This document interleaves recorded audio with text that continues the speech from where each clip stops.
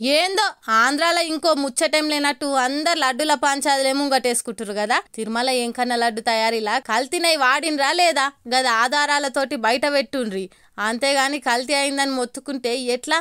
జంతు కొవ్వులతోటి కలిసిన నెయ్యిని లడ్డుల వాడిర్రా లేదా గది చెప్పుండ్రి, ఆధారాలు చూయించుండ్రని సపరేట్ విచారణ కమిటీ కూడా వేసింది. లడ్డుల పంచాది నడుస్తుందని ఏడికాడ పెద్ద గుళ్ళల్లో కూడా లడ్డుల విషయాలల్లో చాలా జాగ్రత్త పడుతుండ్రు సర్కారోళ్ళు.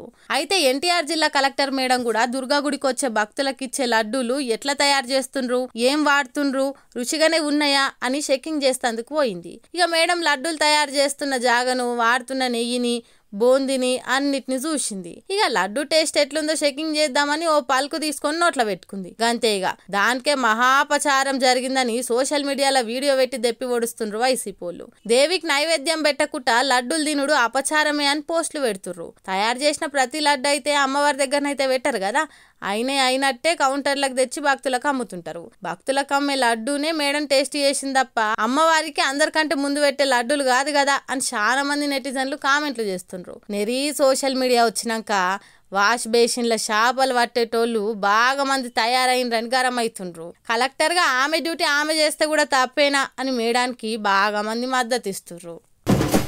యాదాద్రి నరసన్నను దర్శించుకుందానికి వేల మంది వస్తారు. పండుగలప్పుడైతే లచ్చలల్లో వస్తుంటారు. కొత్త గుడి కట్టినాక ఎట్లుంది గుడి, చీకట్ల లైట్ల జిగేలు ఎట్లున్నాయని ఇంకా ఎక్కువ మంది పోవట్టిర్రు. మొక్కిన మొక్కులు తీరాలని, గండాలకెళ్లి బయట పడే సామి అని దండం పెట్టాలని ఇరాం లేకుంటే జనాలు వస్తారు. చల్లగా చూస్తాడని సామిని కల్లారా చూసి మనసార మొక్కేతందుకు జనాలే కాదు, ఇగో ఇవాళ పరమభక్తితోని పాము కూడా వచ్చింది.